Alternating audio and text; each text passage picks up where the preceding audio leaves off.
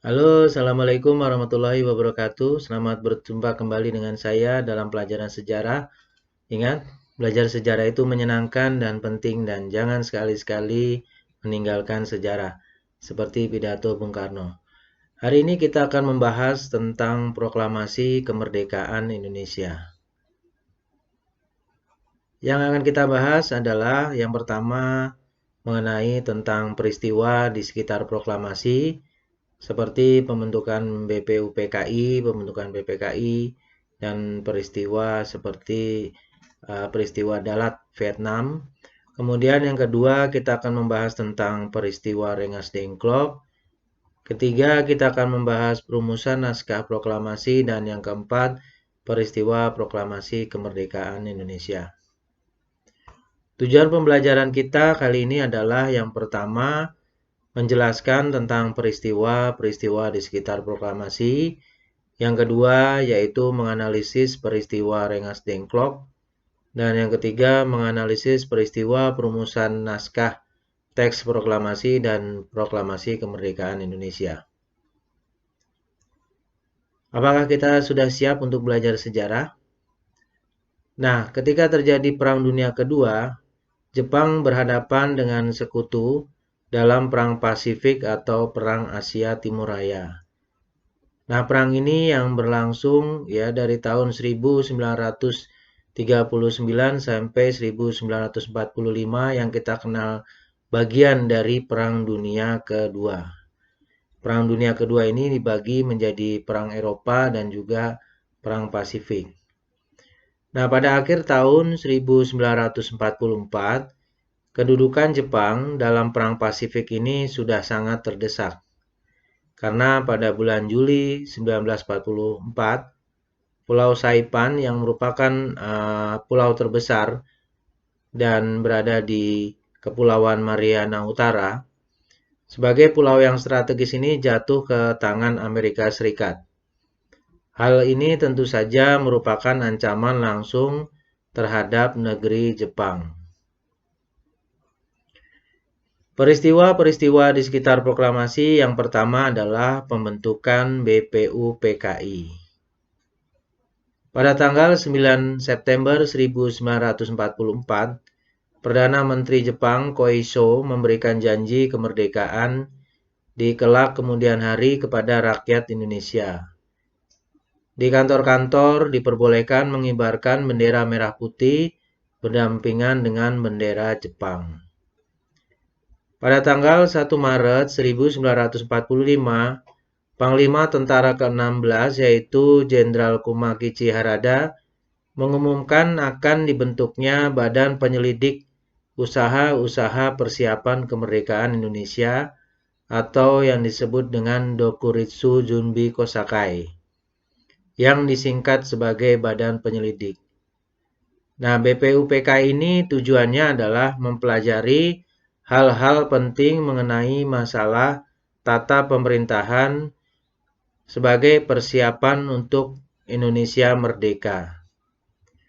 Anggota dari BPUPK ini jumlahnya ada 67 orang, yaitu 67 orang Indonesia dan 7 orang Jepang, tanpa hak suara. Ketuanya adalah KRT Rajiman Widyoningrat, seorang nasionalis tua. Wakil ketuanya adalah RP Suroso dan juga seorang Jepang. Upacara peresmiannya sendiri dilakukan pada tanggal 28 Mei 1945 di Gedung Chuo Sangiin, yaitu di Jalan Pejambon, Jakarta. Berikut ini adalah suasana sidang BPUPKI. Sidang pertama BPUPKI tanggal 29 Mei sampai 1 Juni 1945 membicarakan tentang rumusan dasar filsafat bagi negara Indonesia merdeka. Pada sidang 1 Juni 1945, Insinyur Soekarno mengajukan 5 pokok atau dasar negara yang disebut dengan Pancasila. Nama Pancasila ini diambil atau didapatkan oleh Insinyur Soekarno dari seorang temannya yang ahli bahasa. Pada tanggal 22 Juni 1945, panitia kecil bersidang dan berhasil merumuskan sebuah dokumen yang disebut dengan Piagam Jakarta. Sidang kedua BPUPK ini dilanjutkan tanggal 14 Juli 1945 untuk menerima laporan panitia perancang hukum dasar. Pada tanggal 7 Agustus 1945 kemudian BPUPKI dibubarkan. Pada tanggal 7 Agustus 1945, sebagai ganti BPUPK ini dibentuklah Panitia Persiapan Kemerdekaan Indonesia atau yang disebut dengan PPKI atau yang disebut Dokurutsu Junbi Inkai. PPKI ini pada mulanya beranggotakan 21 orang. Kemudian tanpa sepengetahuan Jepang ditambah 6 orang anggota lagi, Insinyur Soekarno ditunjuk sebagai ketuanya, Dr. Andes Muhammad Hatta sebagai wakil ketua, dan Mr. A. Subarjo sebagai penasehat. Berikut ini adalah sidang PPKI yang pertama tanggal 18 Agustus 1945. Setelah pembentukan PPKI,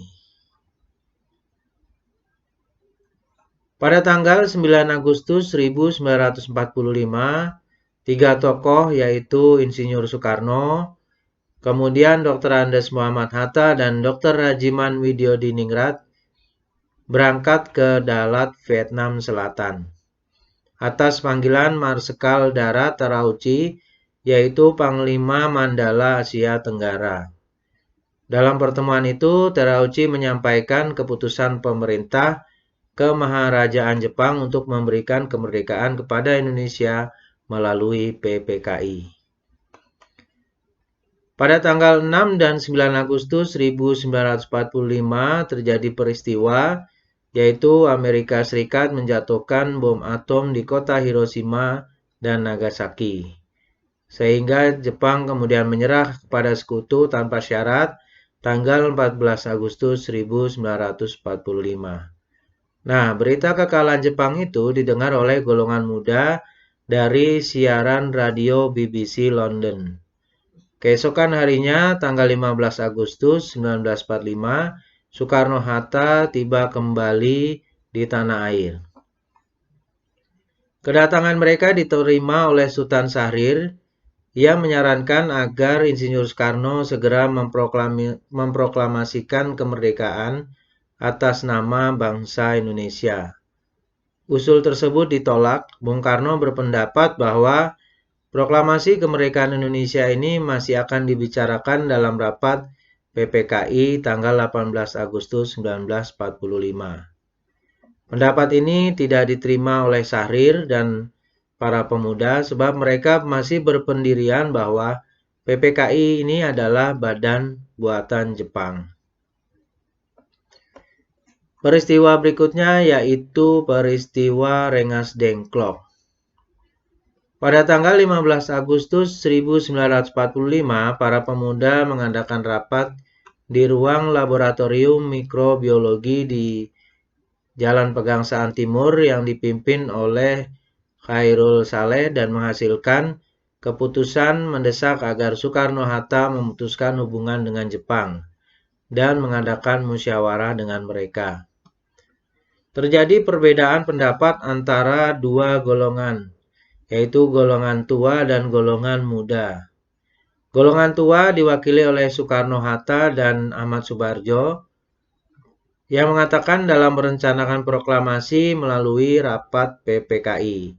Sedangkan golongan muda yang diwakili Soekarni, Khairul Saleh, dan Sayuti Melik menganggap bahwa PPKI bentukan Jepang.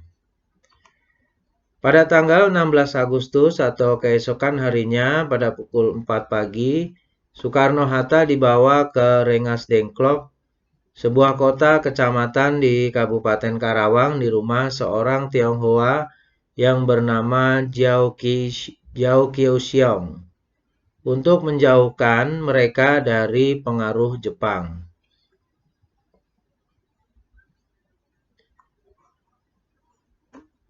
Peristiwa berikutnya ini adalah peristiwa perumusan naskah proklamasi. Atas jaminan dari Ahmad Subarjo bahwa proklamasi akan dilaksanakan keesokan harinya, maka para pemuda tadi mengizinkan Soekarno-Hatta kembali ke Jakarta dari Rengas Dengklok. Setelah kembali ke Jakarta, kedua pemimpin ini ditemani Ahmad Subarjo menemui Laksamana Maeda. Laksamana Maeda mengizinkan rumahnya dipakai sebagai tempat perumusan naskah proklamasi yang letaknya yaitu di Jalan Meiji-dori atau sekarang yang berada di Jalan Imam Bonjol nomor 1.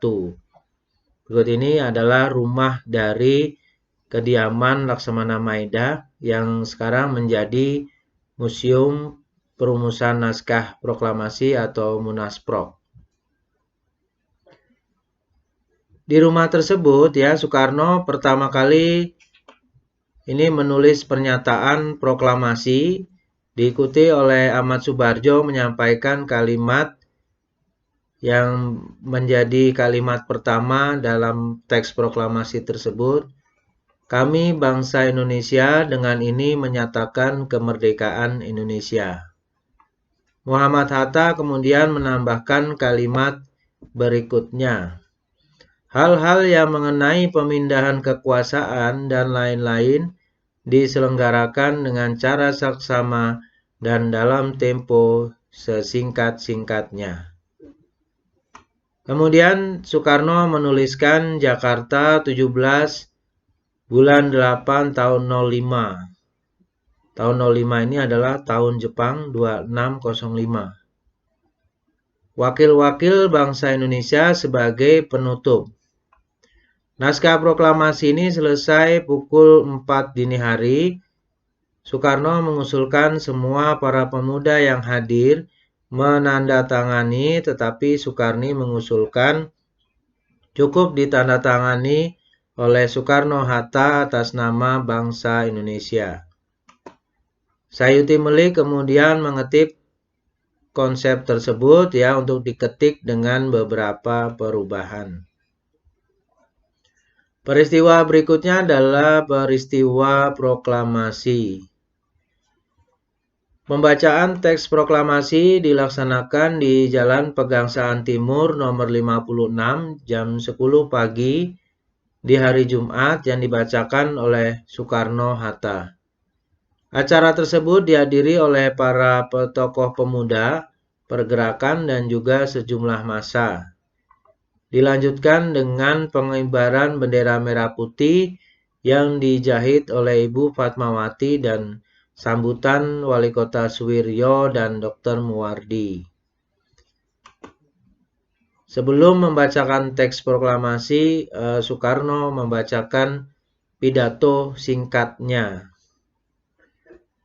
Setelah pembacaan proklamasi dilakukan, ada pengibaran bendera merah putih. Pengibaran bendera merah putih ini dilakukan oleh Latif Hendraningrat dan juga S. Suhud dengan menyanyikan lagu Indonesia Raya. Berita tentang proklamasi ini dengan cepat menyebar ke berbagai daerah dengan alat komunikasi yang terbatas, seperti radio, pamflet, surat kabar, selebaran, coretan-coretan dinding, dan sebagainya. Pada tanggal 19 September 1945, para pemuda kemudian menggagas diadakannya rapat raksasa di lapangan Ikada yang sekarang disebut dengan Monas. Tujuannya adalah memperingati 1 bulan proklamasi kemerdekaan dan membulatkan tekad menyambut kemerdekaan. Demikianlah materi yang disampaikan tentang proklamasi kemerdekaan Indonesia. Semoga video pembelajaran ini bermanfaat. Wassalamualaikum warahmatullahi wabarakatuh.